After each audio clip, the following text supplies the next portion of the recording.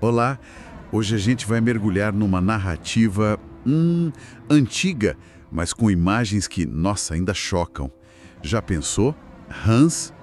Hans invadindo tudo, não só o campo, mas tipo a sua casa, a sua cama, até a massa do pão. É uma imagem muito forte e não para por aí. Depois, imagina o pó do chão, a poeira mesmo, virando um monte de inseto minúsculo. Piolho, talvez mosquito, cobrindo gente, animal, tudo. E para completar, nuvens de moscas, tão densas que o texto bíblico chega a dizer que elas corromperam a terra. São cenas bem intensas. Bem intensas mesmo. E elas vêm direto do livro de Êxodo, capítulo 8. É exatamente essa passagem que a gente vai analisar mais a fundo hoje. A sequência da segunda, terceira e quarta pragas que, segundo a narrativa, atingiram o Egito. Isso, a nossa fonte é esse capítulo mesmo. Queremos entender como essa história é contada ali. A gente tem de um lado Moisés e Arão, né? Representando a ordem divina. Deixa meu povo ir. E do outro, o faraó resistindo. Exato. O nosso foco aqui não é discutir se aconteceu exatamente assim ou a teologia por trás de tudo, mas sim como essa narrativa nesse capítulo específico funciona. Como ela mostra esse embate de poder, a resistência do faraó, essa escalada do conflito com essas três pragas. Então vamos lá. Começando pela segunda praga, as rãs. A história começa com Deus mandando Moisés avisar faraó. A mensagem é clara. Ou liberta o povo para servir a Deus. Ou as rãs tomam conta de tudo. Exatamente. Infestam todo o território egípcio. E o texto, olha, ele não economiza nos detalhes para mostrar o quão terrível isso seria.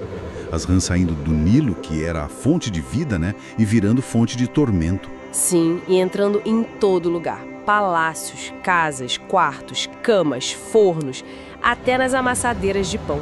Chega a dizer que estariam sobre ti, sobre o teu povo, sobre os teus servos.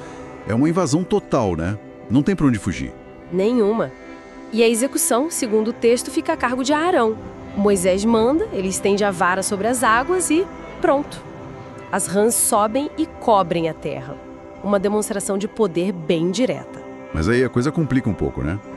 Aí entram os magos egípcios. Isso. É fascinante que o texto diz que eles conseguiram fazer a mesma coisa. E os magos fizeram também o mesmo com os seus encantamentos e fizeram subir rãs sobre a terra do Egito. O que na prática só piorou a situação, né? Pois é. Mais rãs ainda. Quer dizer, a magia deles naquele momento só serviu para agravar o problema dos próprios egípcios. Exatamente. Eles conseguem imitar, mas não resolver. Só adicionam ao caos. E é nesse cenário, com rã para todo lado, as divinas e as mágicas, que o faraó parece que vai ceder. Ele chama Moisés e Arão e pede: rogai ao Senhor que tire as rãs de mim e do meu povo.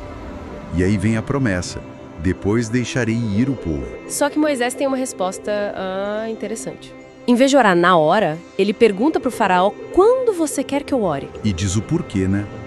Para que saibas que ninguém há como o Senhor nosso Deus. Tipo, para não ter dúvida de onde vem o poder. Faraó escolhe amanhã. Isso transforma a remoção da praga numa espécie de teste controlado. O tempo é definido pelo próprio faraó. É uma forma narrativa bem esperta de sublinhar a autoridade divina. Com certeza. Aí Moisés ora, Deus atende no prazo. As rãs morrem. Morrem em todo lugar. Casas, pátios, campos. Só as do rio que ficam vivas. E tem aquele detalhe forte. As rãs mortas são juntadas em montes e a terra cheirou mal. Nossa, dá para imaginar a cena, o cheiro. Isso torna tudo muito real, muito físico. Enfatiza o tamanho do problema e do alívio. Mas o alívio dura pouco. Pouquíssimo. Assim que tem o descanso, como diz o texto, a gente vê o padrão se repetir. Vendo, pois, Faraó que havia descanso, endureceu o seu coração e não os ouviu. A promessa some junto com as rãs. E isso nos leva direto para a próxima praga. A terceira, que vem logo depois dessa recusa.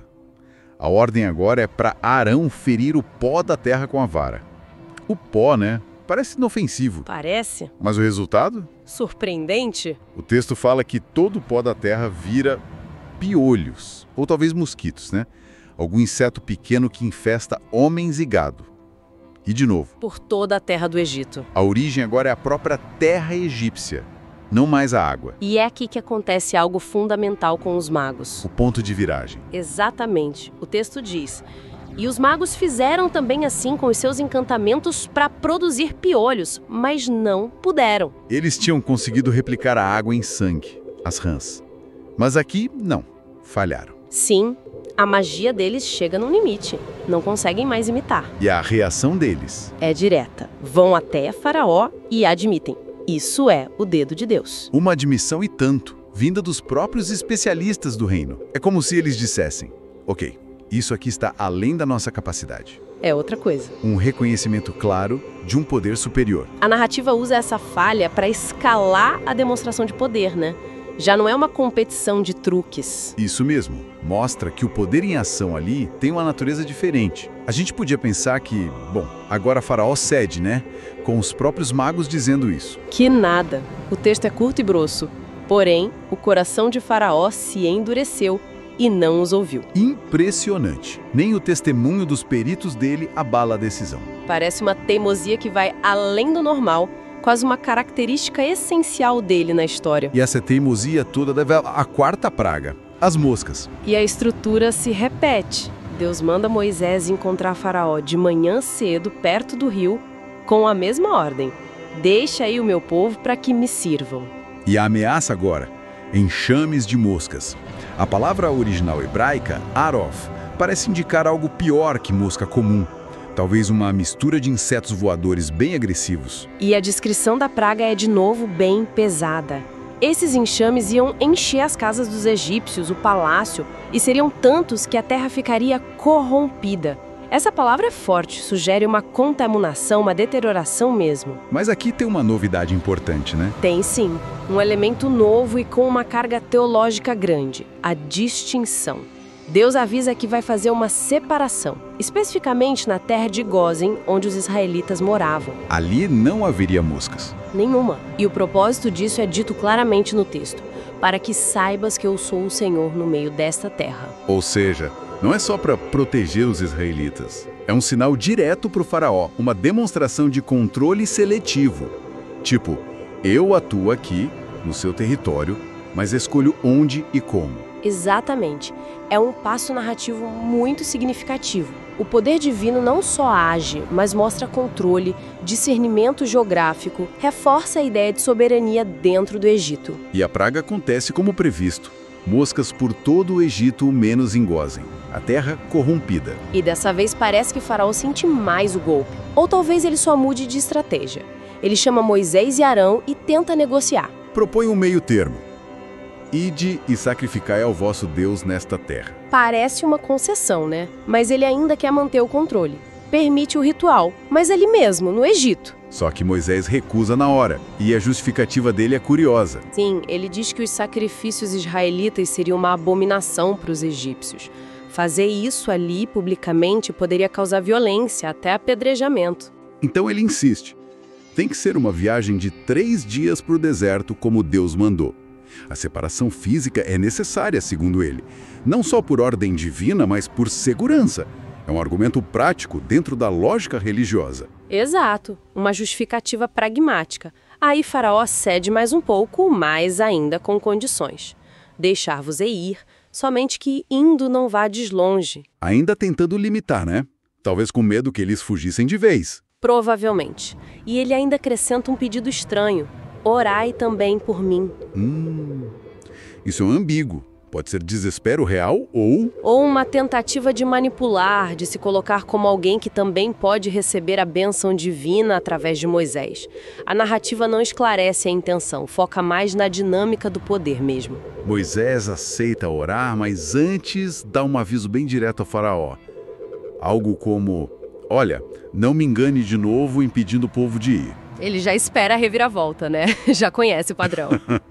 E dito e feito. O ciclo se completa mais uma vez.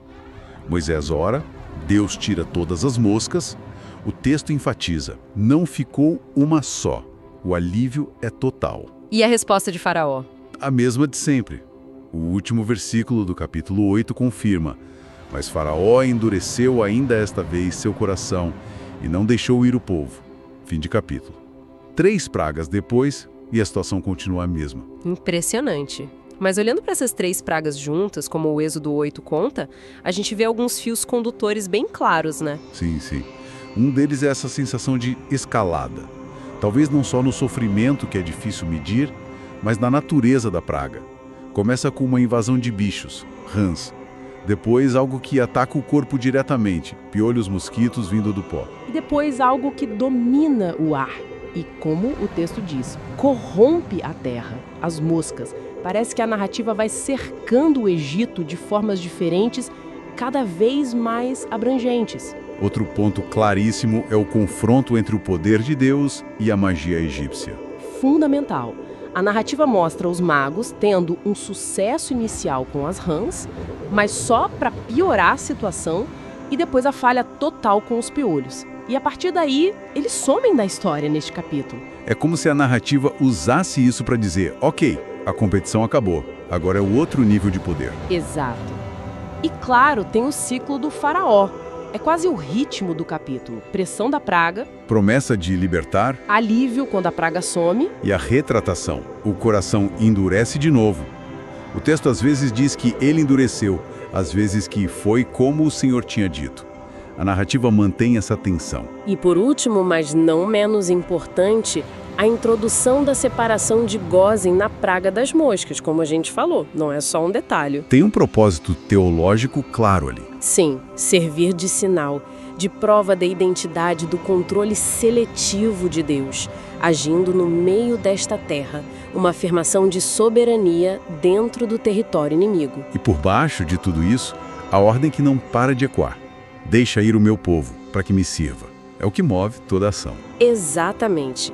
Então, ao analisar Êxodo 8, a gente não viu só uma lista de desastres. Vimos uma história bem construída sobre confronto de poder, sobre resistência e sobre como um poder divino é apresentado de forma progressiva, com ações específicas e propósitos claros dentro da narrativa. A falha da magia, a repetição do ciclo de Faraó, a separação geográfica, tudo isso constrói a mensagem. O que nos deixa pensando?